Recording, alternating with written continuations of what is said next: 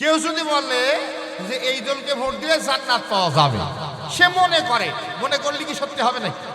না, বাংলাদেশের বুকে এরকমের ব্যবসা মেলা আছে। কোন মার্কা জান্নাতের টিকিট না, আল্লাহর কোরআনের বিধান আল্লাহর জান্নাতের টিকিট। আল্লাহর কোরআন অনুযায়ী জীবন চালালেই আল্লাহ পাক জান্নাত দেবেন। জোরে বলেন ঠিক কিনা?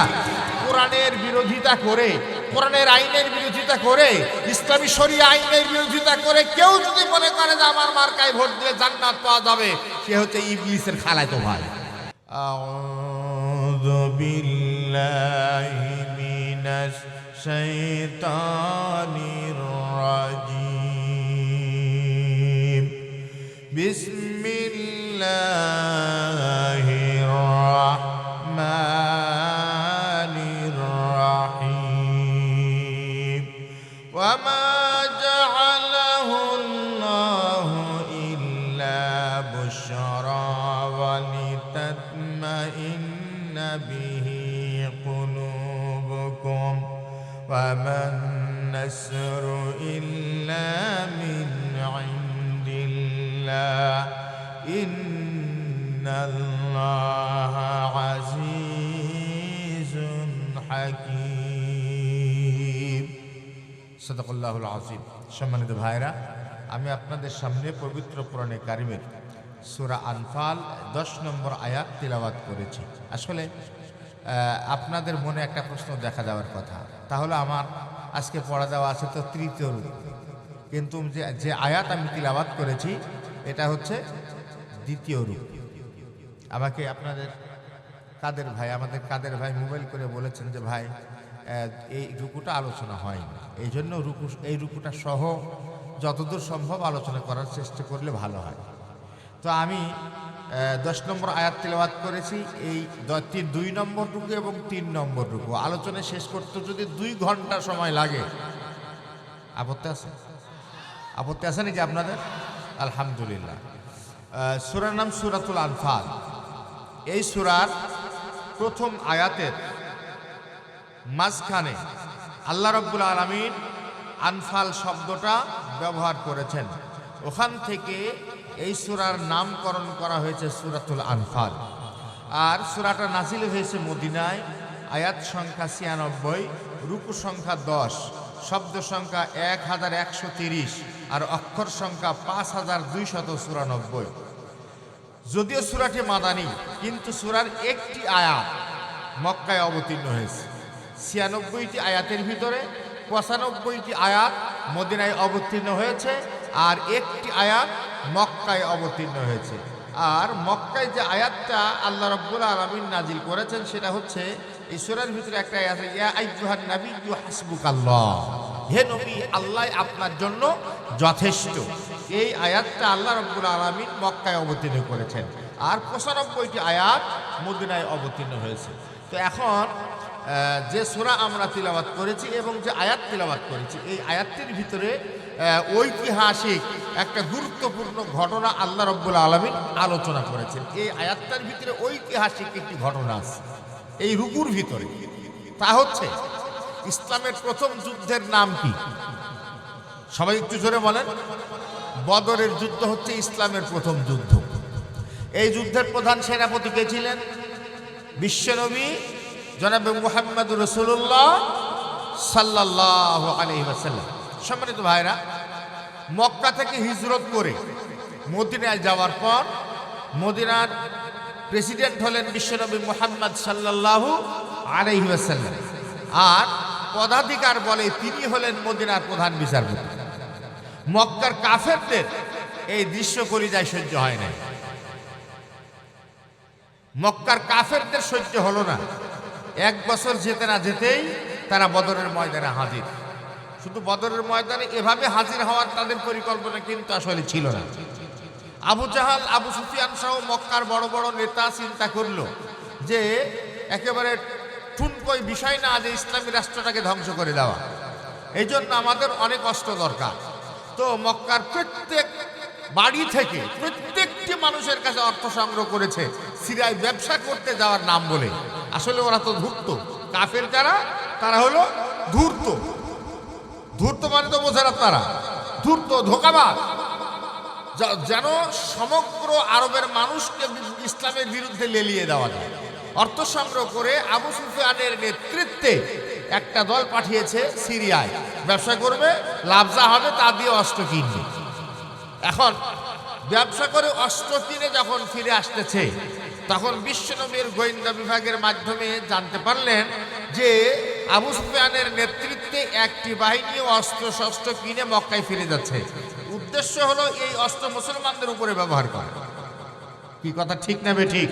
কি আমার কথা বুঝতে পারছেন আপনারা? উদ্দেশ্য হলো এই অস্ত্র মুসলমানদের বিরুদ্ধে ব্যবহার করা। তো আল্লাহ নবী একটা বাহিনী নিলেন, যাকে যাকে পেয়েছেন তাদেরকে সংগ্রহ করে 313 জন এক জায়গায় হলেন। এই যুদ্ধে 313 জন সৈনিক নিয়ে বিশ্বনবী রওনা হয়েছেন রাস্তার দিকে। উদ্দেশ্য কিন্তু যুদ্ধ করা নয়, ওই যে অস্ত্র নিয়ে যেই বাহিনী মক্কায় ফিরে যাচ্ছে তাদের পিছু নেওয়া। কিন্তু আবু সুফিয়ান ছিল খুব চালাক। সে রাস্তা পরিবর্তন করে লোহিত সাগরের কোল ঘেঁষে মক্কার দিকে রওনা হলো এবং একজনকে পাঠিয়ে দিয়েছে মক্কায়, তাড়াতাড়ি যাও আর আবু জাহালকে খবর দাও আমরা মুসলমানদের দ্বারা আক্রান্ত হয়েছি। খবর পাওয়ার সঙ্গে সঙ্গে যেহেতু প্রত্যেকের সম্পদ এই ব্যবসার সাথে জড়িত, 1000-এর বিশাল বাহিনী সংগ্রহ করে আবু জাহালের নেতৃত্বে তারা রওনা হলো মুসলমানদেরকে শেষ করে দেবে। আবু জাহেলের বাহিনী আগেই বদরের ময়দানে এসে হাজির। আল্লাহ নবী যখন বদরের ময়দানে পৌঁছালেন, ততক্ষণে আবু সুফিয়ানের বাহিনী প্রায় মক্কায়। আল্লাহ নবী লক্ষ্য করলেন বদরের ময়দানে যে খেজুরের আটি পড়ে আছে। এই খেজুরের আটি দেখে তিনি উপলব্ধি করলেন যে এখানে মক্কার কাফের সৈন্যরা অবস্থান করছেন। আপনি চিন্তা করেন, একটা খেজুরের আটি দেখে এখানে মক্কার মানুষেরা অবস্থান করছে, তিনি ব্যাপারে নিশ্চিত হলেন। তিনি ছিলেন সর্বকালের, সর্বযুগের সর্বশ্রেষ্ঠ সেনাপতি। 3-4 জন ঠিক বলেছেন, সন্দেহ আছে নাকি? বিশ্বনবী হলেন সর্বকালের, সর্বযুগের সর্বশ্রেষ্ঠ সেনাপতি, কোনো সন্দেহ নাই। আল্লাহ নবী এরপরে খোঁজ নিলেন যে তাদের কি পরিমাণ উট ঘোড়া সব মিলে খোঁজখবর নেওয়ার পর ধারণা করলেন 950 থেকে 1000 সৈন্য বদরের ময়দানে এসেছে। আর যারা বদরের ময়দানে এসেছে ওদের কাছে ঘোড়া আছে, ওদের কাছে উট আছে, ওদের কাছে অস্ত্র আছে, ওদের কাছে নারী আছে। আল্লাহ নবী বদরের ময়দানে পৌঁছানোর পর লক্ষ্য করলেন যে একটা বাহিনী, আসলে আল্লাহর বিশ্বনবী যদিও তাদের কিছু নিয়েছেন, কিন্তু আল্লাহর ইচ্ছা আবু জাহালদের মুখোমুখি করা। যদি বলেন ঠিক নেবে ঠিক, এখানে কার ইচ্ছা বাস্তবায়ন হবে? সবাই আল্লাহর নাম ধরে বলেন, কার ইচ্ছা বাস্তবায়ন হবে? আল্লাহর ইচ্ছা বাস্তবায়ন হবে। এই জন্য আবু জাহালদেরকে কিন্তু বিশ্বনবীর সামনে এনে হাজির করে দিয়েছেন। এখন সারাদিন চলে গেল, দিন চলে গেল, রাত ঘনিয়ে আসলো। আবু জাহাল, অথবা সাইবা ওয়ালিদ ইবনে মুগিরা, এরা নারী নিয়ে রাত্রে কনসার্ট করতেছে তাদের তাঁবুর ভিতরে। কারণ ওদের সৈন্য সংখ্যা তো 1000 আর মুসলমানরা মাত্র 313 জন। শেষ করে তা কোনো ব্যাপার না, আনন্দ ফুর্তিতে ব্যস্ত। বিশ্বনবী জনাবে মুহাম্মদুর রাসূলুল্লাহ সাল্লাল্লাহু আলাইহি ওয়াসাল্লাম বালু অঞ্চলে এসে তাঁবু গেড়েছেন। আবু জাহালের গোষ্ঠীরা এঁটেল মাটি, শক্ত মাটি, যেটা এই অঞ্চলে তাঁবু গেড়েছে। কারণ বালু মাটিতে দৌড়ানো যায় না। জোরে বলেন ঠিক নেবে ঠিক? বালু মাটিতে দৌড়ানো যায় না, মোটর সাইকেল চালানো যায় না, গাড়ি চালানো যায় না। আর যদি মাটিটা শক্ত হয়, এঁটেল মাটি হয়, চলাফেরা করা, কাজ করা, দৌড়াদৌড়ি করা, যুদ্ধ করা, সব কাজ সহজ হবে।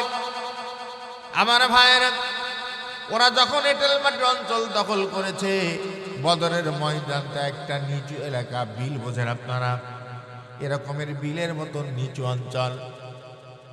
আল্লাহ নবী বালু অঞ্চলে তাঁবু গাড়ার পর আল্লাহর দরবারে দোয়া করতেছেন হাত উঠিয়ে।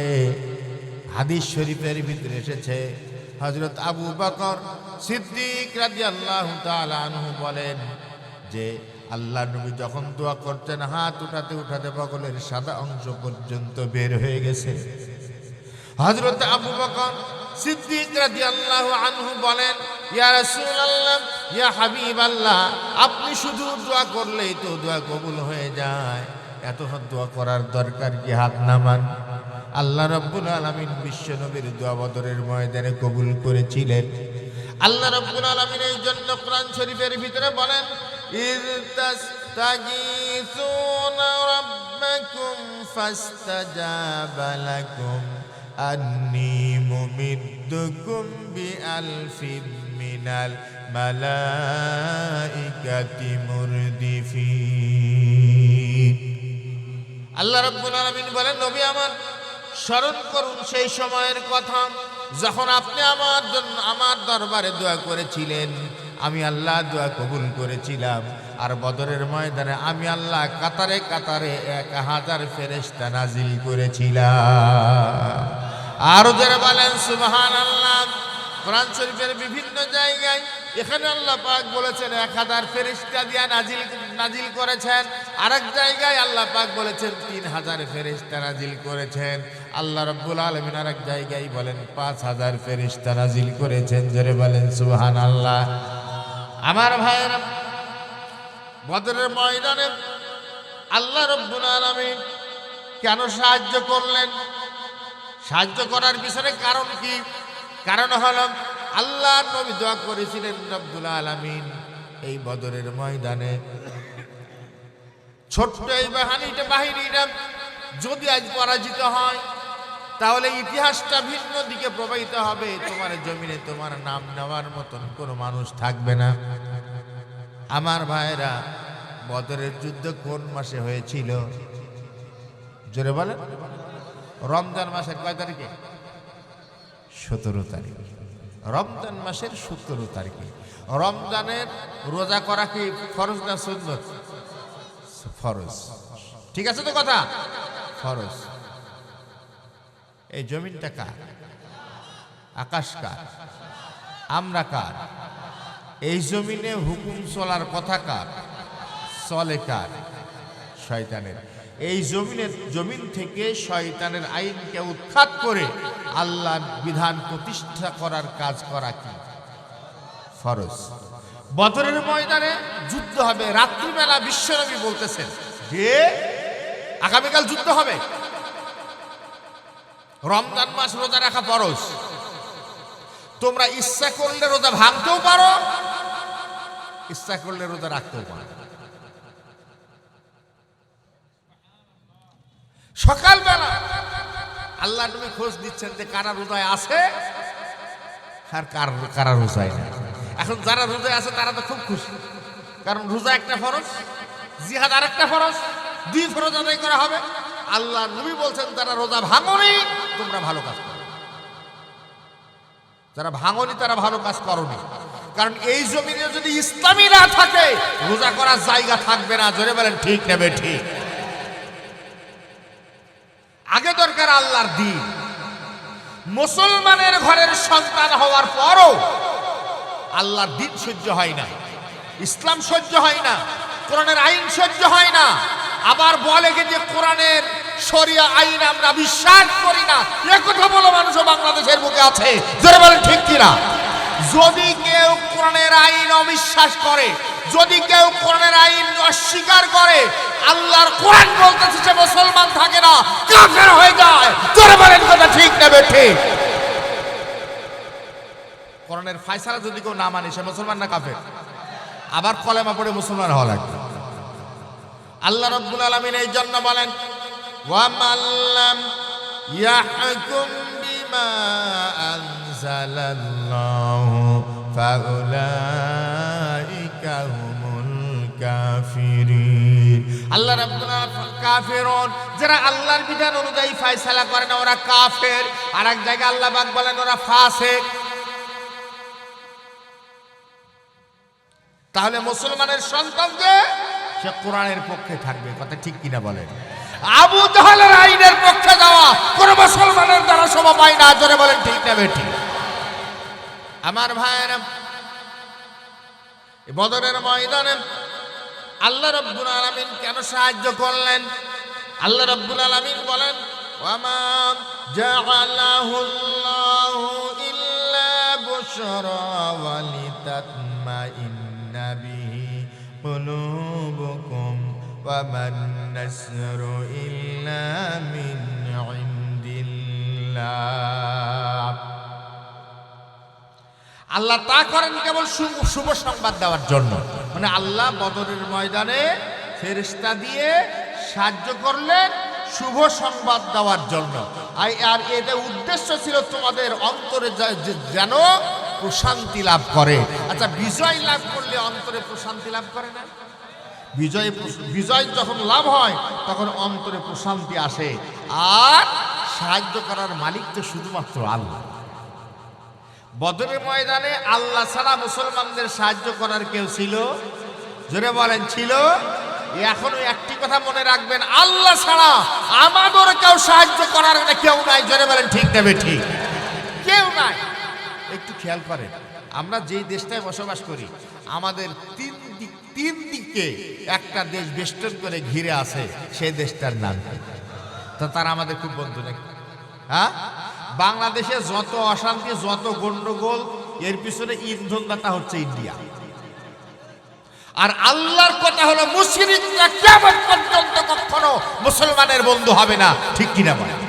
ওরা আমাদের দুশমন। আর আরেকদিকে বঙ্গোপসাগর। তাহলে আপনাকে যদি তিন দিক থেকে আক্রমণ করে তো বঙ্গোপসাগর আশ্রয় নেওয়া লাগবে। তার মানে সাহায্য করার মতন আমাদের আল্লাহ ছাড়া দ্বিতীয় আর কেউ নাই। এটা আমাদের মনে রাখতে হবে। এই জন্য মনে প্রাণে আমরা ভরসা করি কার উপরে? আরো জোরে বলেন, আল্লাহ ছাড়া কারো উপরে আমরা ভরসা করব না। এটা আমাদের মনে রাখতে হবে। সম্মানিত ভাইরা, আল্লাহ বলছেন সাহায্য তার পক্ষ থেকেই আসে, আল্লাহর পক্ষ থেকে আসে। আর ইন্নাল্লাহা আজিজুন হাকীম, নিশ্চয় আল্লাহ পরাক্রমশালী এবং হিকমতওয়ালা, প্রজ্ঞাময়। এরপর আল্লাহ রাব্বুল আলামিন বলেন, দেখেন এবার কিভাবে সাহায্য করলেন আল্লাহ পাক। আল্লাহ পাক বলেন কেন সাহায্য করলেন, এবার কিভাবে সাহায্য করলেন আমরা সেটা বলবো। আল্লাহ রাব্বুল আলামিন বলেন, ইয ইউগাশশিকুমুন নুআসা আমানাতাম মিনহু ওয়া ইউনাজ্জিলু আলাইকুম মিনাস সামা ওয়া ইউনাজ্জিলু আলাইকুম মিনাস সামাই মাআন লিয়ুতাহহিরাকুম ويذهب عنكم رجس الشيطان وليربط على قلوبكم ويثبت به الأقدام। আল্লাহ রাব্বুল আলামিন বলেন, নবী আমার স্মরণ করো সেই সময়ের কথা যিনি তার পক্ষ থেকে, অর্থাৎ আল্লাহর পক্ষ থেকে তোমাদের স্বস্তির জন্য তন্দ্রার ব্যবস্থা করে দেন। সকালবেলা বদরের ময়দানে 1000 কাফেরের বাহিনীর সাথে যুদ্ধ হবে। মাত্র 313 জন মুসলমান। বদরের ময়দানে তাঁবুর ভিতরে ঘুম হওয়ার কথা নাকি? ঘুম তো হওয়ার কথা না, কিন্তু ওই দিনও রাত্রিবেলা ফেরেশতারা তৃপ্তি সহকারে ঘুমিয়েছেন। জোরে বলেন সুবহানাল্লাহ। আসলে এটাও একটা সাহায্য, ঠিক কিনা বলেন? এটা আল্লাহ কিভাবে সাহায্য করেন, এটাও একটা সাহায্য। এরপরে আল্লাহ রাব্বুল আলামিন তোমাদের ঘুমের ব্যবস্থা করেন। এরপর আকাশ থেকে বৃষ্টি বর্ষণ করেন। বৃষ্টি দেওয়ার মালিক কে? আল্লাহ রাব্বুল আলামিন বৃষ্টি দিলেন তোমাদের পবিত্র করার জন্য, আর শয়তানের কুমন্ত্রণা তোমাদের কাছ থেকে অপসারণের জন্য, আর তোমাদের পাকে স্থির রাখার জন্য। দেখেন এখানে কয়টা কথা। একটা হলো আল্লাহ ঘুম দিলেন, আল্লাহ রাব্বুল আলামিন তোমাদের ঘুম দিলেন, আকাশ থেকে বৃষ্টি বর্ষণ করলেন। একটা হলো তোমাদের পবিত্রতার জন্য, 2 নম্বর শয়তানের কুমন্ত্রণা থেকে তোমাদের হেফাজতের জন্য, আর 3 নম্বর তোমাদের পাকে মজবুত করার জন্য, জিহাদের ময়দানে যেন তোমাদের পা না কাঁপে। আমার ভাইয়েরা, এবার সাহায্যের ধরনটা দেখেন। 1000 ফেরেশতা শক্ত মাটি, মুসলমানদের অঞ্চলে বালু মাটি, মুসলমানরা দৌড়াদৌড়ি করে ঠিক মতন যুদ্ধ করতে পারবে না। আল্লাহ রাব্বুল আলামিন প্রচুর পরিমাণে বৃষ্টি দিলেন। বৃষ্টি যদি বেশি পরিমাণে হয়, বালু মাটি কি শক্ত হয় না নরম হয়? বালু মাটি শক্ত হয়ে গেছে, আর এঁটেল মাটির অবস্থা কি হবে? জম্মের মতন কাদা। আবু জাহালদের দৌড়ানোর কোনো ক্ষমতা নাই। এ সাহায্য কার? ওদের দৌড়ানোর ক্ষমতা নাই। আর মুসলমানেরা শক্ত মাটিতে খুব আরামের সাথে পাই স্থির মজবুত ভাবে পারকে যুদ্ধ করতে পারতেছে মুসলমানেরা। আমার ভাইরা, এই জিহাদের ময়দানে সাহায্য এসেছে কখন? একটু চিন্তা করেন। 1000-20,000-এর বিশাল বাহিনীর বিরুদ্ধে যুদ্ধ করার জন্য সাহাবীরা যখন রওনা হয়েছেন, এই যুদ্ধটা বড় কঠিন ছিল। কেউ বাপের বিরুদ্ধে যুদ্ধ করবে, কেউ ভাইয়ের বিরুদ্ধে যুদ্ধ করবে, কেউ সন্তানের বিরুদ্ধে যুদ্ধ করবে, এরকমের একটা অবস্থা। জোরে বলেন ঠিক কিনা? এই যুদ্ধটা বড় কঠিন ছিল। আল্লাহর নবী যখন মদিনা থেকে বের হলেন, এই যুদ্ধের বড় চিন্তা করতেছেন যে সাহাবীরা এই যুদ্ধের ময়দানে সবাই যেতে রাজি হবে কিনা। বাপের বিরুদ্ধে যুদ্ধ করা তো বড় কঠিন। আল্লাহর নবী বর্ণনা করতেছেন, এই বদরের ময়দানে যারা অংশগ্রহণ করবেন, আল্লাহ রাব্বুল আলামিন এমন জান্নাত তাদেরকে দান করবেন যার প্রশস্ততা আকাশ এবং জমিনের চাইতেও বিশাল। আরো যারা বলেন সুবহানাল্লাহ। যুবক সাহাবীরা আশেপাশে দাঁড়ানো। একজন সাহাবী নাম হচ্ছে উমায়ের, দাঁড়িয়ে দাঁড়িয়ে খুরমা খাচ্ছেন। শুকনা খেজুরকে খুরমা বলা হয়। যেমন আমাদের দেশে দেখবেন তাফসীর মাহফিল যখন হয়, যুবকরা রাস্তায় দাঁড়িয়ে দাঁড়িয়ে বাদামও খায়, ওয়াজও শোনে, আছে না? আল্লাহর নবীর বক্তব্য শুনতেছে আর খুরমা খাচ্ছেন। বক্তব্য শোনার সঙ্গে সঙ্গে বলতেছেন, ইয়া রাসূলুল্লাহ, আমি যদি এই জিহাদের ময়দানে যাই তাহলে ওই জান্নাত কি আমিও পাবো নাকি? আল্লাহর নবী বলেন, অবশ্যই পাবাম। খেজুর দূরে ছুঁড়ে মেরেছেন খুরমা। বদরের ময়দানের দিকে দৌড় শুরু করেছেন। একজন সাহাবী ডাক দিয়ে বলতেছেন, উমায়ের, তুমি বড় ভদ্র মানুষ, কেন জিহাদের ময়দানের দিকে দৌড়াও? তুমি তেমন দৌড়াদৌড়ি করো না, লাফালাফি করো না। উমায়ের রাদিয়াল্লাহু আনহু জবাব দিতেছেন, ওগো আল্লাহর নবীর সাহাবী, আল্লাহর নবী যেই বদরের যে বেহেশতের বর্ণনা দিলেন, যেই জান্নাতের বর্ণনা দিলেন, আমি ওই জান্নাতে যেতে চাই। আর এখন যদি আমি দাঁড়িয়ে দাঁড়িয়ে খুরমা খাই আর এই জিহাদের ময়দানে যেতে আমার যদি দেরি হয়ে যায়, আমার আল্লাহর জান্নাতে যেতে দেরি হয়ে যাবে, এই জন্য আমি দৌড়াতেছি। আরো যারা বলেন সুবহানাল্লাহ। চলো মুজাহিদ, চলো চলো জিহাদের ময়দানে চলো, শহীদের ঈদগাহে চলো, অন্যায় জুলুম বাতিলের ভিত্তি বজ্রের হুঙ্কারে ডলো। চলো চলো চলো মুজাহিদ, জিহাদের ময়দানে চলো, শহীদের ঈদগাহে চলো, অন্যায় জুলুম বাতিলের ভিত্তি বজ্রের হুঙ্কারে ডলো। চলো চলো ধরাতল জুড়ে আজ অশান্তি লেগে হায়, ঝন ঝন অস্ত্রের ঝংকার। ঠিক না? ঠিক। ধরাতল জুড়ে আজ অশান্তি লেগে হায়, ঝন ঝন অস্ত্রের ঝংকার। হাইনার মতো আজ বড় বড় শক্তি কেড়ে নেয় মানুষের অধিকার, কেড়ে নেয় মানুষের অধিকার, কেড়ে নেয় মানুষের অধিকার, কেড়ে নেয় মানুষের অধিকার। দিগন্তে ওই শোনো শোনো মজলুমানের কান্না, রোগে শোকে অনাহারে দুমুঠো অন্ন, এতটুকু ঔষধ পাই না। তাওহীদি হেরা রাহি জাগরে, কুফরির বুনিয়াদ ভাঙরে। কোরআনের শমশির হাতে তুলে নাও বীর, কোরআনের শমশির হাতে তুলে নাও বীর। জিহাদের ময়দানে চলো চলো চলো চলো মুজাহিদ, জিহাদের ময়দানে চলো, শহীদের ঈদগাহে চলো। অন্যায় জুলুম বাতিলের ভীতি, বজ্রের হুঙ্কারে ডলো, চলো চলো। জিহাদের ময়দানের তামান্না সাহাবীদের কেমন ছিল, উমাইর রাদিয়াল্লাহু তাআলা আনহু থেকে তা টের পাওয়া যায়। জোরে বলেন ঠিক কিনা? আল্লাহ নবী সাহাবীদের জীবনটা দেখেন।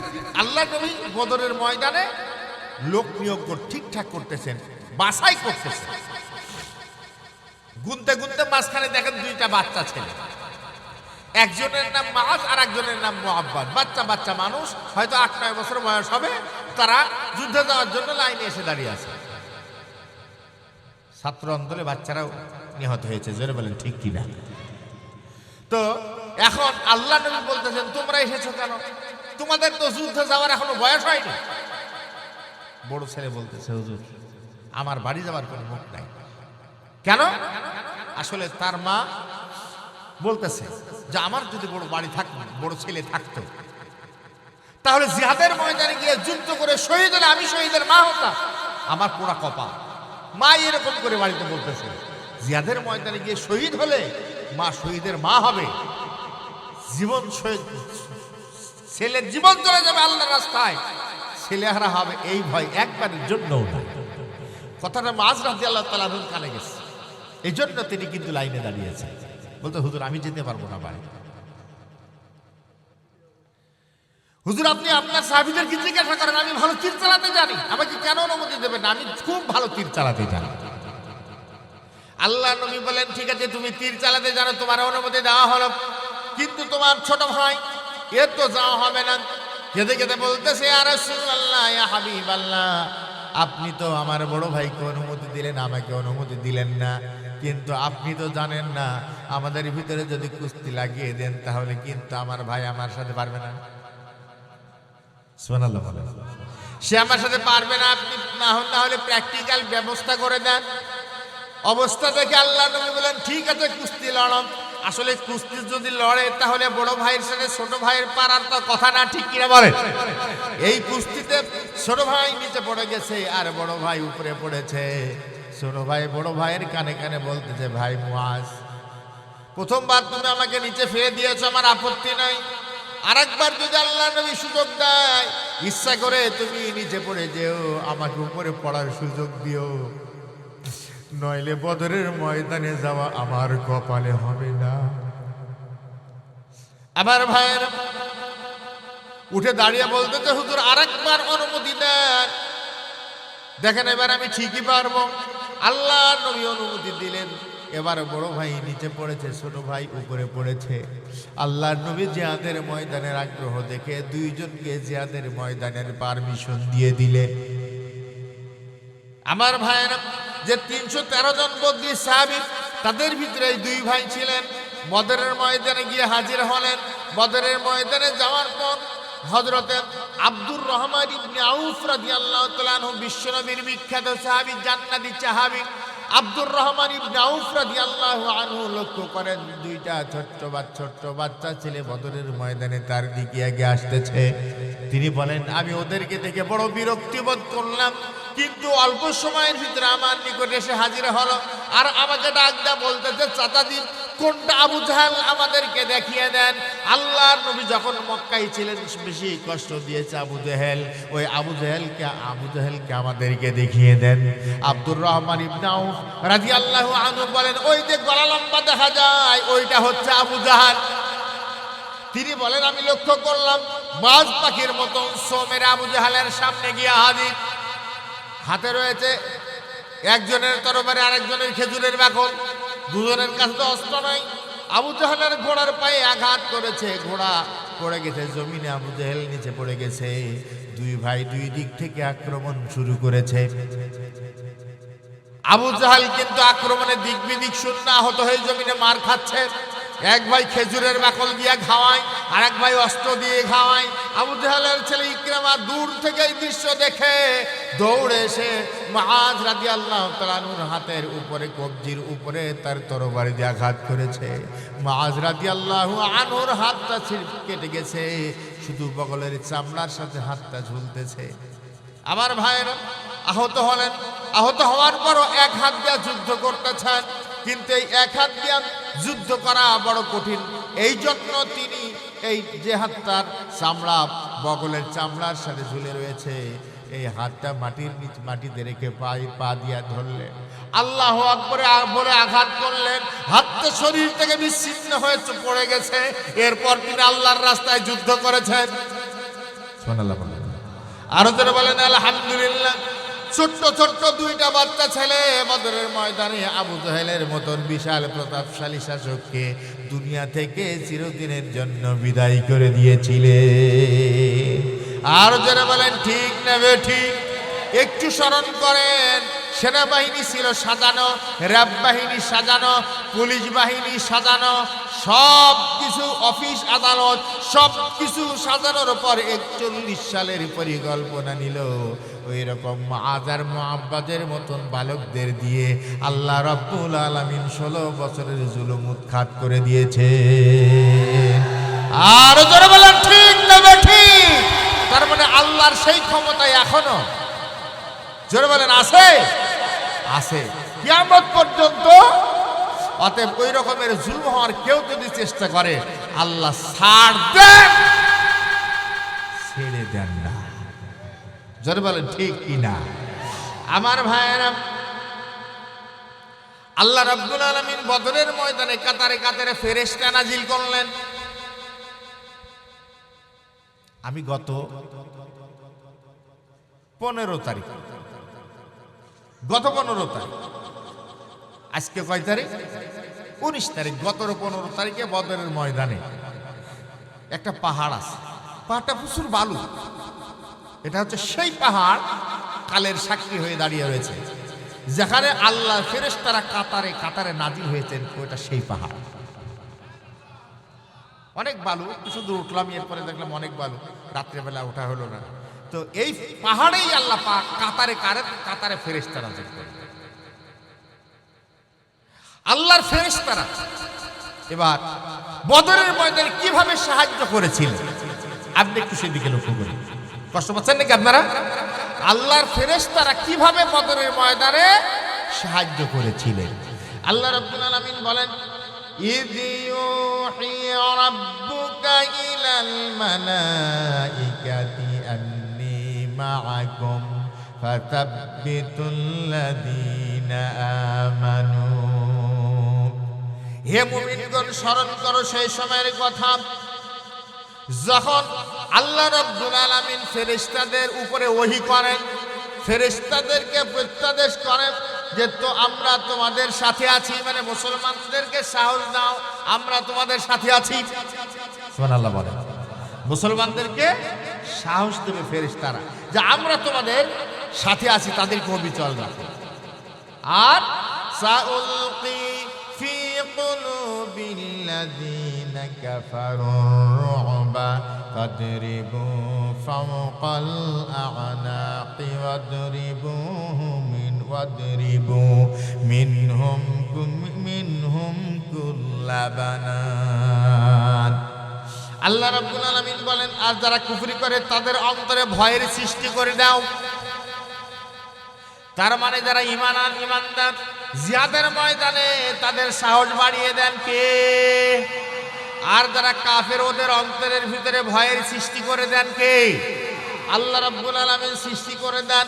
আল্লাহ রাব্বুল আলামিন ফেরেশতাদেরকে বললেন যে তোমরা ওদের অন্তরে শুধু ভয় সৃষ্টি করবা না, তোমরা যখন আঘাত করবা তখন ওদের কাঁধের উপরে আঘাত করবা, আর আঙ্গুলের ডগায় ডগায় তোমরা কাফেরদের আঘাত করবা। ফেরেশতাদেরকে আল্লাহ বলছেন যে ওদের ঘাড়ে মারবা, জোড়ায় জোড়ায় মারবা, আঙ্গুলের ডগায় ডগায় মারবা। আমার ভাইয়েরা, ফেরেশতা কিভাবে সাহায্য করলেন? মুসলিম সৈন্যরা বদরের ময়দানে যুদ্ধ করতেছেন, ফেরেশতাও কাঁধে কাঁধ মিলিয়ে যুদ্ধ করতেছে। সুবহানাল্লাহ বলেন। একজন সাহাবী বদরের ময়দানে যাওয়ার আগে আল্লাহর নবীকে বলতেছেন, গো আল্লাহর নবী, আমি তো জিহাদের ময়দানে যাব, কিন্তু বদরের ময়দানে কি দিয়া যুদ্ধ করব? যুদ্ধ করার আমার কাছে কোনো অস্ত্র নাই। আমার ভাইয়েরা, আল্লাহ নবী বলেন, সাহাবী, আমার তো দেওয়ার মতন কোনো অস্ত্র নাই আমার কাছে। বিশ্ব নবী রহমতের হাত দিয়া একটি খেজুরের বাকল দিলেন, বলেন এইটা নাও, বদরের ময়দানে যাও। আল্লাহর নবীর সাহাবী বদরের ময়দানে খেজুরের বাকল নিয়ে এসেছেন, হাদিস শরীফের ভিতরে এসেছে। আমার ভাইয়েরা, বিশ্ব নবী বদরের ময়দানে আসার পর লক্ষ্য করলেন মুসলমানদের মাথায় পাগড়ি, কাব আবু জাহলের গোষ্ঠীদের মাথায় পাগড়ি, মুসলমানের মুখেও লম্বা দাড়ি, ওদের মুখেও লম্বা দাড়ি, মুসলমানের গায়েও জুব্বা, ওদের গায়েও জুব্বা। মুসলমান আর কাফের চেনা বড় মুশকিল। তা আরবের পোশাক, মুসলমানও জুব্বা লম্বা জামা গায়ে দেয়, কাফের যারা তারাও লম্বা জামা গায়ে দেয়। এখন কে মুসলমান কে কাফের চেনা যায় না। কি করতে হবে? এই বদরের ময়দানে মুসলমান চিনার উপায় আল্লাহ নবী সাহাবীদেরকে বুদ্ধি শিখিয়ে দিলেন। তোমরা বদরের ময়দানে যেদিকে যাবা, তোমাদের মুখ দিয়া যেন একটা শব্দ বের হয়, সেটা হলো আল্লাহু আকবার। সুবহানাল্লাহ বলবেন না? মুসলমানের স্লোগান কি হবে? আরো জোরে বলুন, কি হবে? আল্লাহু আকবার স্লোগান সহ্য হয় না এরকমের মানুষ বাংলাদেশের বুকে জোরে করে আছে না নাই? বিশ্ব নবী বললেন, তাকবীরাতুন ওয়াহিদাতুন খায়রুম মিনাদ দুনিয়া ওয়া মা ফিহা। একবার তাকবীর বলা দুনিয়া এবং তার ভিতরে যা কিছু আছে সব কিছু থেকে উত্তম। জোরে বলেন সুবহানাল্লাহ। আল্লাহু আকবার বল রে মুমিন, আল্লাহু আকবার বল রে মুমিন। তারি আকাশ আর তারি জমিন, তারি আকাশ আর তারি জমিন। আল্লাহু আকবার বল রে মুমিন, আল্লাহু আকবার বল রে মুমিন। আই খোদারি পথে চলি, আই কোরআনের কথা বলি, আই খোদারি পথে চলি, আই কোরআনের কথা বলি, রাসূলের পথে চলি। চললে এ পথে জানি যাবে দুর্দিন, চললে এ পথে জানি আসবে সুদিন, চললে এ পথে জানি যাবে দুর্দিন, চললে এ পথে জানি আসবে সুদিন। আল্লাহু আকবার বল রে মুমিন, আল্লাহু আকবার বল রে মুমিন। তারি আকাশ আর তারি জমিন, তারি আকাশ আর তারি জমিন। আল্লাহু আকবার বল রে মুমিন, আল্লাহু আকবার বল রে মুমিন। মুমিনের স্লোগান কি হবে? আরো জোরে বলতে হবে, কি হবে? মুসলমানেরা ইমানদারেরা আল্লাহু আকবার ধ্বনি নিয়ে বদরের ময়দানে নেমেছে। আবু জাহেল দেখে মুসলমানরা সব কয় আল্লাহু আকবার। এখন আবু জাহেল চিন্তা করে আমাদেরও তো কিছু একটা বলা দরকার, ঠিক কিনা বলে? তো মুসলমানরা যখন বলতেছে, তো আমাদের তো চেনার জন্য কিছু একটা বলা দরকার। তো আবু জাহেলরা পরামর্শ করে সিদ্ধান্ত নিল যে তোমরা যেদিকেই যাবা সেদিকেই শুধু বলবা জয় হুবল। কি জোরে বলা? কোন জয় স্লোগানের সাথে মুসলমানের কোন সম্পর্ক থাকতে পারে না। একটু জোরে বলেন, কথা ঠিক না বেঠে? সম্মানিত ভাইয়েরা, আল্লাহ নবীর সাহাবী খেজুরের বাকল নিয়ে আল্লাহু আকবার ধ্বনি দিয়া বদরের ময়দানে চলতেছেন। কাফের সামনে এসে হাজির হয়ে গেছে। আল্লাহ নবী খেজুরের বাকল দিয়া কাফেরের গর্দান বরাবর আঘাত করেছেন। আল্লাহর সাহায্য দেখেন, আল্লাহ নবী দিলেন খেজুরের বাকল। খেজুরের বাকল নিয়ে যখন কাফেরের গর্দান বরাবর আঘাত করেছেন, খেজুরের বাকলের গর্দান, খেজুরের বাকলের আঘাত গর্দানে এলাকার আগেই গর্দান থেকে কল্লা কেটে জমিনে বিচ্ছিন্ন হয়ে পড়ে গেছে। আরো জোরে বলুন সুবহানাল্লাহ। এই সাহায্য জোরে বলেন কার? আসলে খেজুরের বাকল কি গর্দান কাটার কথা? কাটার কথা না। আল্লাহর ফেরেশতা চিন্তা করতেছেন আল্লাহু আকবার বলে মানে মুসলমান, আর যে জয় হুবল বলতেছে সে হলো ও মুশরিক। অতএব মুসলমান আঘাত করার আগেই আল্লাহর ফেরেশতা গর্দানের উপরে আঘাত করে কল্লা বিচ্ছিন্ন করে দিয়েছে। মক্কার কাফেরদের ভিতরে সুরাকা নামে একটা বিশাল ডাকাত সর্দার ছিল। সুরাকার ইতিহাস আপনারা অনেকেই জানেন। এই সুরাকা বদরের ময়দানে যুদ্ধ করতে কিন্তু আসে নাই, কিন্তু বিশাল যোদ্ধা ছিল। শয়তান চিন্তা করলো আবু জাহেলের গোষ্ঠীরা তো পিছু হাঁটতেছে, ইবলিস তো ময়দানে হাজির। ইবলিস দেখে আবু জাহেলের গোষ্ঠীরা পিছু হাঁটতেছে, আবু জাহেল তো আগেই শেষ, ও তো বাসায় বা শেষ, অবস্থা ভালো না। এখন সুরাকার রূপ ধারণ করেছে, ওই সেই বিশাল যোদ্ধা সুরাকার রূপ ধারণ করেছে করে বদরের ময়দানে কাফের সৈন্যদের মাঝে হাজির হয়ে গেছে আর বলতেছে আমি সুরাকা এসে গেছি, সামনের দিকে ঘুরতে থাকো, টেনশন নাই। কিছুক্ষণ পরে সুরাকা পিছন ফিরে পালায়। ওরা চিন্তা করে কিরে সুরাকা পালায় কেন, তো পালানোর লোক না, সুরাকা পালাও কেন? সুরাকা বলতেছে আমি যা দেখি তোমরা তা। মানে কি দেখে না? ফেরেশতা, শয়তান তো দেখে। আমি যা দেখি তোমরা তা দেখো না। কথা বলতে বলতে বদরের ময়দান থেকে উধাও। আর একটা বিষয় হলো আল্লাহু আকবারের আওয়াজ যত দূর পর্যন্ত যায় তার নিকটে শয়তান কখনো আসতে পারে না। যারা বলেন ঠিক না বেঠিক? আমার ভাইয়েরা, এই বদরের ময়দানে আল্লাহ রাব্বুল আলামিন মুসলমানদেরকে বিজয় দিলেন। আল্লাহ পাক বলেন ওদের ওই পরাজয় বরণ করা আর মুসলমানদের বিজয় লাভ করা, ওদের পরাজয় হলো, বদরের ময়দানে মুসলমানদের বিজয় হলো। এর পিছনে কারণ আছে না? আল্লাহ কেন মুসলমানদের বিজয় দিলেন তার কারণ আল্লাহ পাক কিন্তু আলোচনা করেছেন।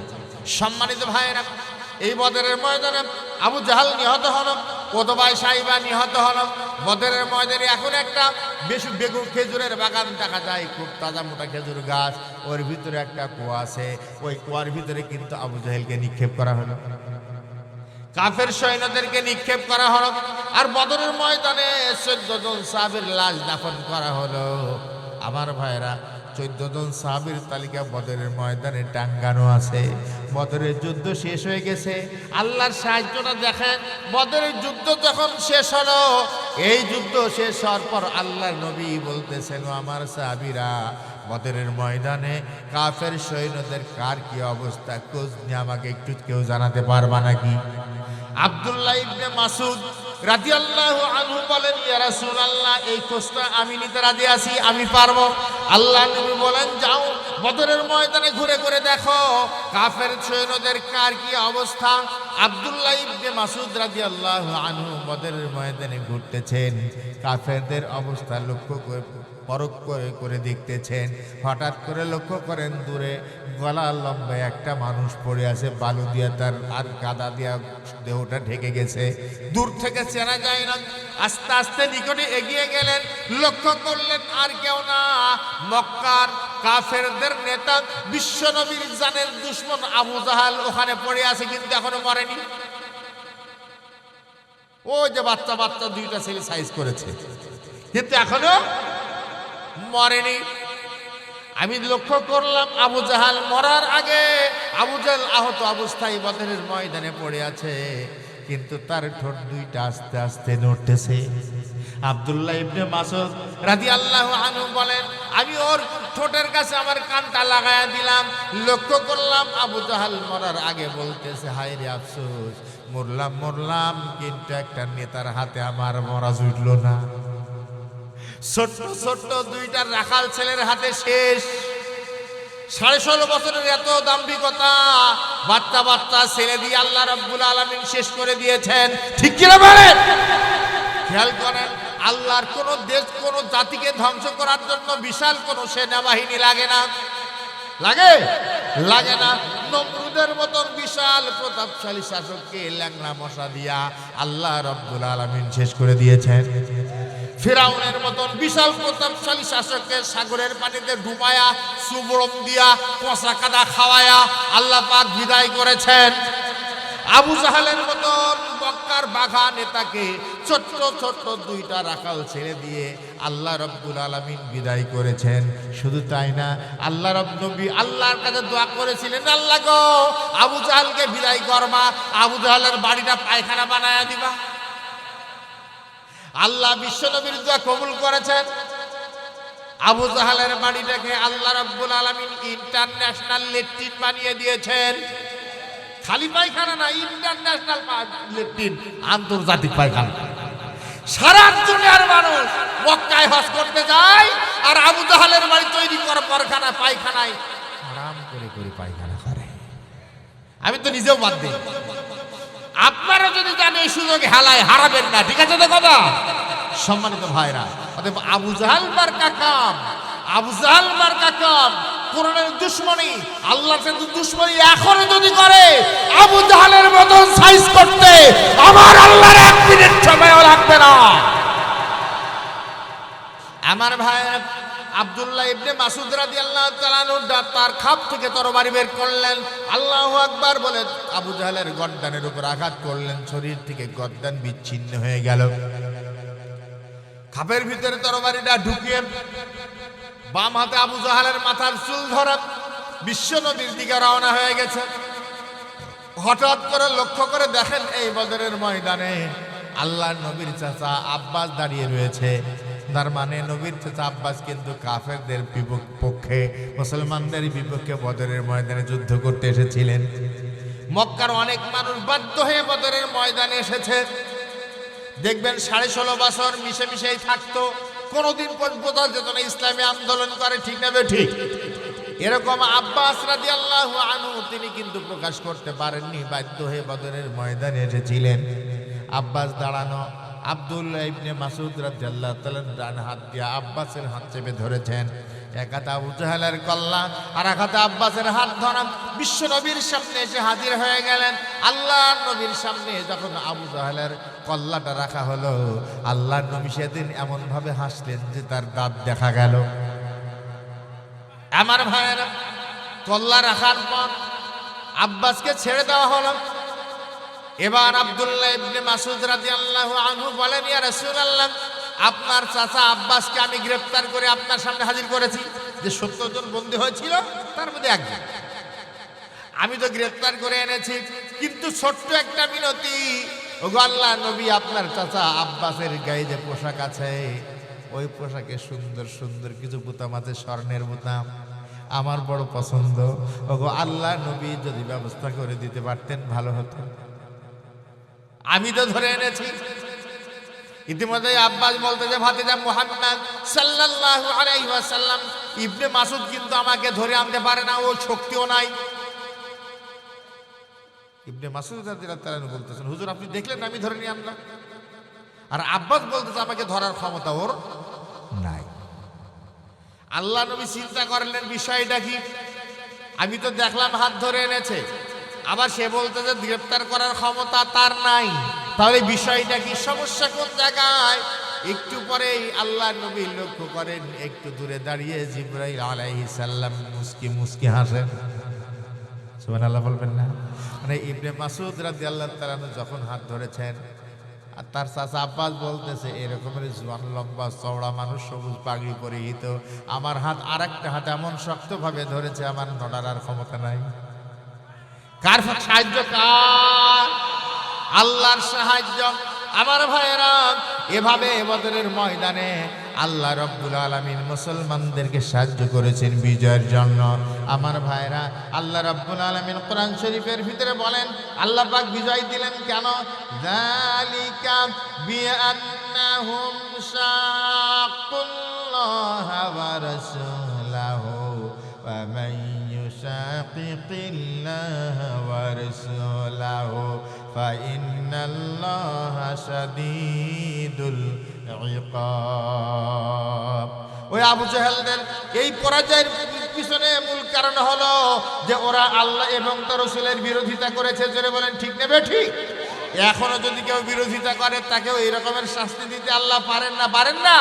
আর আল্লাহ হলেন শাস্তি দানে বড় কঠোর। আবার আরেকটা ঘটনা এখানে আছে, আল্লাহ রাব্বুল আলামিন যখন বদরের ময়দানে ওরা যুদ্ধের জন্য প্রস্তুতি নিতেছে, মুসলমানরা আল্লাহ নবী আল্লাহর দরবারে দোয়া করতেছে, আর আবু জাহেল কাবা ধরিবের গ্লাব ধরে আল্লাহর দরবারে দোয়া করে, আল্লাহ যারা ন্যায়ের পক্ষে আছে, যারা সত্য ধর্মের পক্ষে আছে, আজকের যুদ্ধের ময়দানে তাদেরকে তুমি বিজয় দান করো। সুবহানাল্লাহ বলেন। কে দোয়া করতেছে? আবু জাহেল। আবু জাহেল মনে করে তারা সত্যের পক্ষে আছে। শোনেন, মনে করলে সেটা সত্য নয়, ঠিক কিনা বলে? কেউ যদি বলে যে এই দলকে ভোট দিলে জান্নাত পাওয়া যাবে, সে মনে করে, মনে করলে কি সত্যি হবে নাকি? না, বাংলাদেশের বুকে এরকম ব্যবসা মেলা আছে। কোন মার্কা জান্নাতের টিকিট না, আল্লাহর কোরআনের বিধান আল্লাহর জান্নাতের টিকিট। আল্লাহর কোরআন অনুযায়ী জীবন চালালেই আল্লাহ পাক জান্নাত দেবেন। জোরে বলেন ঠিক কিনা? কোরআনের বিরোধিতা করে, কোরআনের আইনের বিরোধিতা করে, ইসলামী শরিয়া আইনের বিরোধিতা করে কেউ যদি মনে করে যে আমার মার্কায় ভোট দিলে জান্নাত পাওয়া যাবে, সে হচ্ছে ইবলিসের খালাতো ভাই। আরো জোরে বলেন ঠিক না বেটি? সম্মানিত ভাইরা, এখন ওরা আবু জাহেল এই দোয়া করেছিল। তাফসীরের ভিতরে হযরত আব্দুল্লাহ ইবনে আব্বাস রাদিয়াল্লাহু আনহু এই বর্ণনাটা দিয়েছেন। আব্দুল্লাহ ইবনে আব্বাসকে, ওই আব্বাসের ছেলে, আল্লাহ নবীর আপন চাচাতো ভাই, মুফাসসিরগুলোর শিরোমণি, পৃথিবীর সর্বকালের সর্বযুগের সর্বশ্রেষ্ঠ মুফাসসির আব্দুল্লাহ ইবনে আব্বাস রাদিয়াল্লাহু তাআলা এই বর্ণনা দিয়েছেন যে সে আবু জাহেল কিন্তু এই দোয়াটা করেছিল।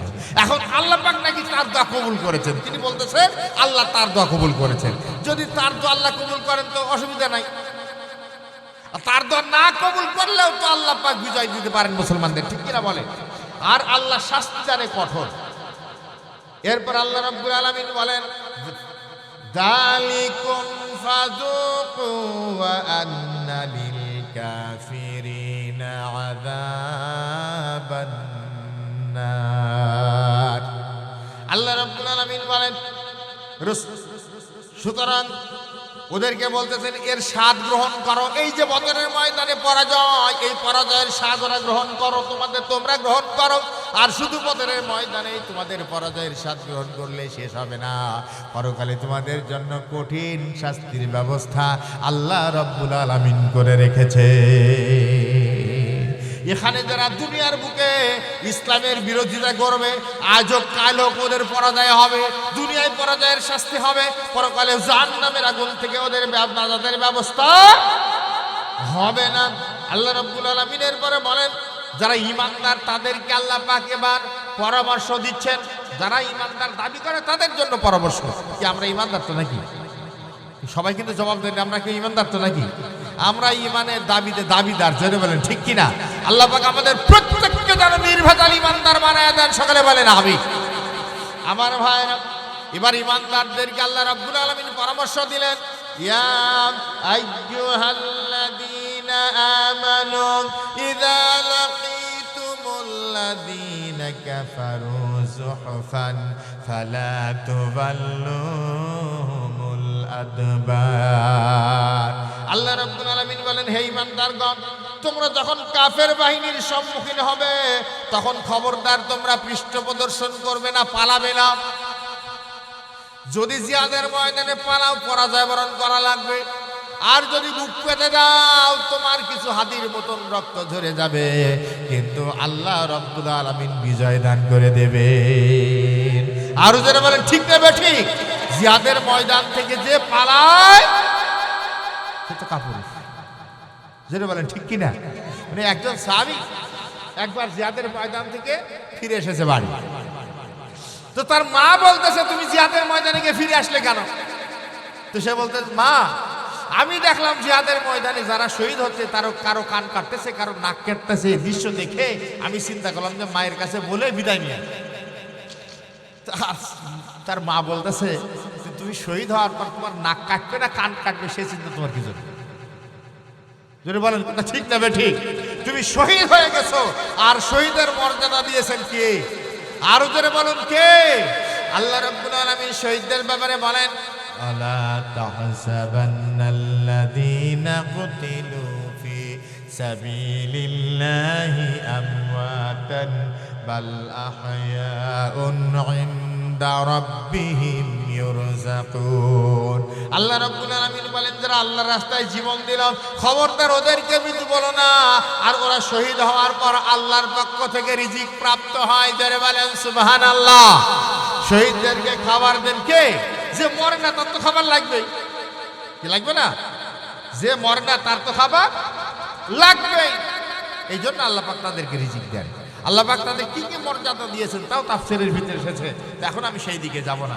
এরপর আল্লাহ রাব্বুল আলামিন বলেন, ওয়া মান ইউআল্লিহিম ইয়াওমা ইযিন দুবুরাহু ইল্লা মুতাহাররিফাল লিকিতালিন আও মুতাহাইয়িযান ইলা ফিআতিন ফাকাদ বাআ বিগাযাবিন মিনাল্লাহ ওয়া মাআওয়াহু জাহান্নাম ওয়া বিসাল মাসীর। আল্লাহ রাব্বুল আলামিন বলেন, যারা খবরদার তোমরা পালাবা না যুদ্ধের ময়দান থেকে। পরিবেশ যখন খারাপ ছিল, মিছিলের জন্য যদি কানসাট বাজারে ডাকা হয়তো, তখন কেউ আম বাগানে পাহারার মানে সুতানাতা দিয়া মিছিলের ময়দানে যাওয়া থেকে বিরত থাকতো। এরকমের মুসলমান বাংলাদেশে একটু জোরে বলেন আছে না? না আরো জোরে বলেন আছে না? না দুঃসময়ে সামনে আসতে রাজি হয় না, আর সুসময়ে একেবারে সামনের কাতারে গিয়া কয় আল্লাহু আকবার।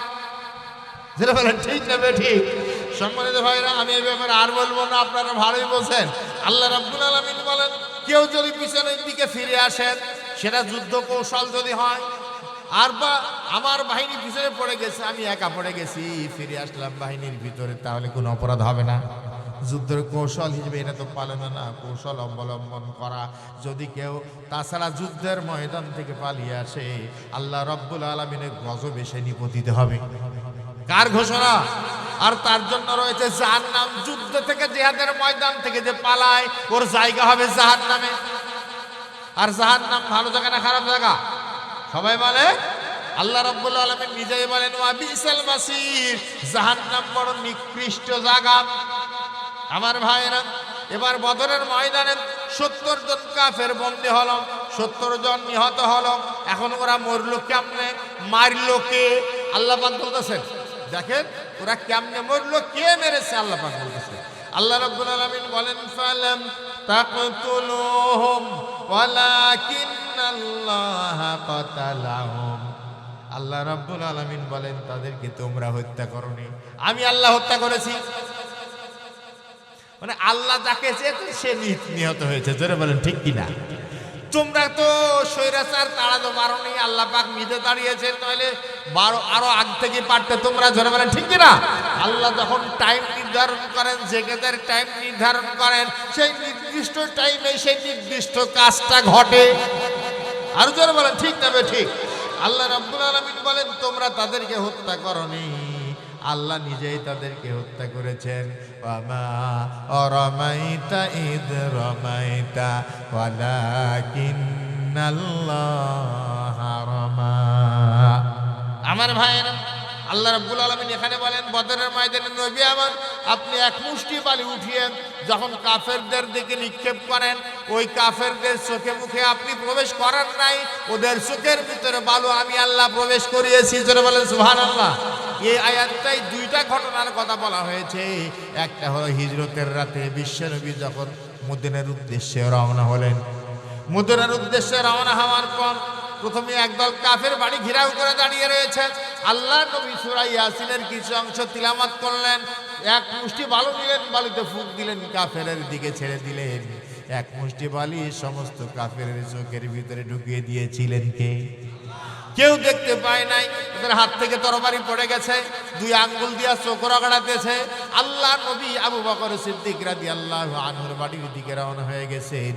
হযরতে ফাতিমা রাদিয়াল্লাহু তাআলা না কন্যা, শিশু কন্যা পিছনে পিছনে আব্বা আব্বা বলে দৌড়ায়।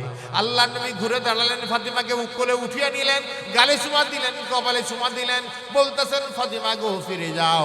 আল্লাহ রাব্বুল আলামিন যখন মদিনায় হিজরতের হুকুম করেছেন, আল্লাহ পাক আমাদের সাথে তোমাদের মিলনের ব্যবস্থা নিজ কুদরতি ক্ষমতায় করে দেবেন।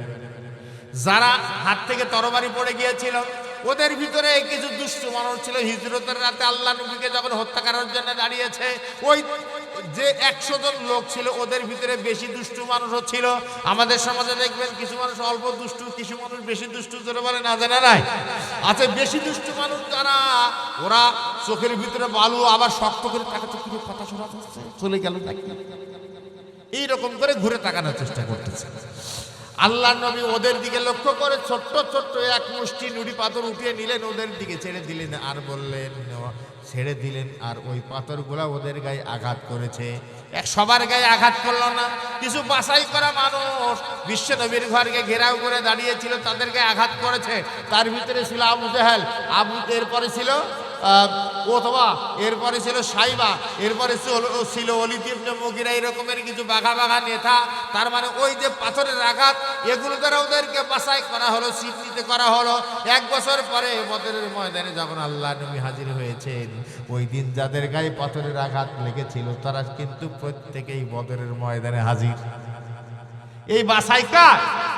আল্লাহ। আর ওই বদরের ময়দান থেকে এই হিজরতের রাতে যারা পাথরের আঘাত খেয়েছিল, একজনও তারা জীবন নিয়ে ফিরে আসতে পারে নাই। সোনালা বলবেন না? আর যারা বলেন আলহামদুলিল্লাহ। ওই ওখানে একটা ঘটনা, আবার বদরের ময়দানে আল্লাহ নবী বালু ওদের দিকে নিক্ষেপ করেছিলেন। ওদের চোখের ভিতরে বালু পড়ার কারণে কাফেররা দিক বিদিক শূন্য হয়ে দৌড়াদৌড়ি করতেছে। যুদ্ধের তামাশা শুরু হয়ে গেছে। যুদ্ধের ময়দানে ওদের মাথায় ঠিক নাই। আল্লাহ রাব্বুল আলামিন সেই জন্য বলেন, ওয়ামা আরামাইতা ইদ রামাইতা ওয়ালাকিন আল্লাহ রামা। নবী আমার, ওদের চোখের ভিতরে আপনি বালি প্রবেশ করেন নাই, আল্লাহ পাক তার নিজ কুদরতি ক্ষমতায় ঘটিয়ে দিয়েছেন।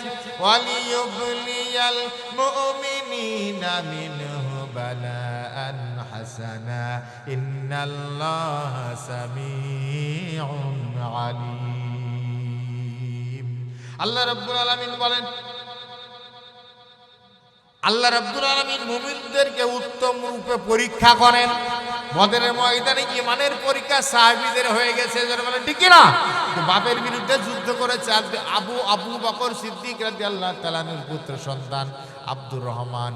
তিনি একদিন বলতেছেন ইসলামের যুগে যে, আব্বা বদরের ময়দানে আপনি ছিলেন মুসলমানদের পক্ষে, আমি ছিলাম কাফেরদের পক্ষে। কয়েকবার সুযোগ পেয়েছি, কিন্তু আপনি আমার পিতা হওয়ার কারণে আমি মারতে পারি নাই। আল্লাহ আবু বকর সিদ্দিক রাদিয়াল্লাহু তাআলা বলতেছেন, আপনার সন্তানকে ডাক দেয়া বলতেছেন, ও আমার কলিজার টুকরা সন্তান, আমি যদি একবার সুযোগ পেতাম তোমাকে কিন্তু আমি ছাড়তাম না। আমার ভাইয়েরা, এই যুদ্ধটা কঠিন, এটা ঈমানের বড় পরীক্ষা ছিল। এই পরীক্ষা ঈমানদারেরা পাশ করেছে। আর নিশ্চয় আল্লাহ সব কিছু শোনেন এবং জানেন। আল্লাহ রাব্বুল আলামিনের পরে বলেন, যালিকুম ওয়া আন্নাল্লাহা মুহিনু কাইদিল কাফিরিন। আর এটা তোমাদের জন্য। আর কাফেরদের চক্রান্ত আর ষড়যন্ত্র খুবই দুর্বল। ওদের চক্রান্ত খুবই দুর্বল। ওরা মনে করে অনেক শক্তি ওদের, কিন্তু আসলে ওদের শক্তি দুর্বল, ষড়যন্ত্র দুর্বল, কিচ্ছু করতে পারে না। আমার ভাইয়েরা, এরপর আল্লাহ রাব্বুল আলামিন বলেন, মুসলমানরা বদরের ময়দানে চেয়েছিল আল্লাহ পাক যেন তাদেরকে বিজয় দেন, ঠিকই না বলেন? এখন বিজয় পেতে হলে পরীক্ষা দেওয়া লাগে। ওই বদরের ময়দানে ইমানের পরীক্ষা তারা ভালোভাবে দিয়েছেন, ঠিক কিনা বলেন? আমরাও তো চাই বাংলাদেশের বুকে ইসলামের বিজয় হোক, চাই না? চাই। কিন্তু এই বিজয়ে যদি দেখতে হয় তা আমাদেরকে ইমানের পরীক্ষায় পাশ করা লাগবে, জেনে বলেন ঠিক কিনা? সময়, নির্দিষ্ট সময় আসার আগ পর্যন্ত নিজের সংসারের চাইতেও ইসলামী আন্দোলনের কাজের গুরুত্ব বেশি দিতে হবে। কি রাজি আছেন তো? যদি এই পরীক্ষা আমরা সঠিকভাবে দিতে পারি, আল্লাহ রাব্বুল আলামিন অবশ্যই আমাদেরকে বিজয় দেবেন, আশা করি। আল্লাহ রাব্বুল আলামিন বলেন, ইন তাস্তাফতিহু ফাকাদ জাআকুমুল ফাতহু ওয়া ইন তানতাহু ফাহুয়া খায়রুল লাকুম ওয়া ইন তাউদু ওয়া নাউদ ওয়ালান তুগনি আনকুম ফিআতুকুম শাইআ ওয়ালাউ কাসুরাত ওয়া আন্নাল্লাহা মাআল মুমিনিন। যদি তোমরা বিরত হও তবে তা তোমাদের জন্য কল্যাণকর। কাফেরদেরকে বলতেছেন, ওই যে দোয়া করে এসেছে ওই আবু জাহেলের গোষ্ঠীদেরকে বলতেছেন, যদি তোমরা এই যুদ্ধ থেকে বিরত হও, মুসলমানদের বিরুদ্ধে চক্রান্ত, ষড়যন্ত্র, যুদ্ধ, মারামারি, হানাহানি, এই সকল কাজ থেকে যদি তোমরা বিরত হও, তোমাদের জন্য কল্যাণকর হবে। যারা ইমানদারদের বিরোধিতা করে, আল্লাহর বিরোধিতা করে, ইসলামের বিরোধিতা করে, আল্লাহর আইনের বিরোধিতা করে, আল্লাহ পাক ওদেরকে বলতেছেন, তোমরা যদি এই বিরোধিতা বন্ধ করো, যদি মুসলমানদের সাথে তোমরা না লাগতে আসো, তোমাদের এটা হবে তোমাদের জন্য কল্যাণের। আর যদি তোমরা পুনরায় আবার তোমরা মনে করো শত্রুতা করব, মারামারি করব, শেষ করে দেব, তাহলে আল্লাহ রাব্বুল আলামিন কিন্তু শাস্তি দেনে বড় কঠোর। করে বলেন তো ঠিক নেবে ঠিক? আল্লাহ বলেন আমি তোমাদেরকে শাস্তি দেব। আর আসলে সংখ্যা দিয়া মুসলমানদের জয় পরাজয় নির্ভর করে, বলেন ঠিক না? তোমাদের দল, আল্লাহ ওদেরকে বলতেছেন, তোমাদের দল অধিক হলেও কোনো কাজে তোমাদের আসবে না। তোমাদের দল অনেক শক্তিশালী, কাফেরদেরকে বলতেছেন যে তোমাদের দল অনেক শক্তিশালী হলেও কোনো কাজে আসবে না, কারণ আল্লাহ নিশ্চয় মুমিনদের সাথে আছে, তোমাদের সাথে না। আল্লাহ কাদের সাথে আছে? মুমিনদের সাথে আছে। আমার ভাইয়েরা, এই বদরের ময়দানে বিজয় লাভ করার কারণে ওরা ফিরে গেছে মক্কায়। আবু জাহেল নিহত হলো, অথবা সাইবা নিহত হলো। আল্লাহ রাব্বুল আলামিন বদরের ময়দানে বিজয় দান করলেন। এই ইমানের পরীক্ষা আমরা মজবুতভাবে দাঁড়িয়ে থাকব, যেন বাংলাদেশের বুকে আল্লাহর সাহায্য নেমে আসে, যেন বাংলাদেশের বুকে কোরআনের শাসন কায়েম হয়ে যায়। যেন বলেন ঠিক নেবে ঠিক? আল্লাহ যেন কবুল করেন, সকালে বলেন আমিন। আমরা আলোচনা করলাম এতক্ষণ 2 নম্বর।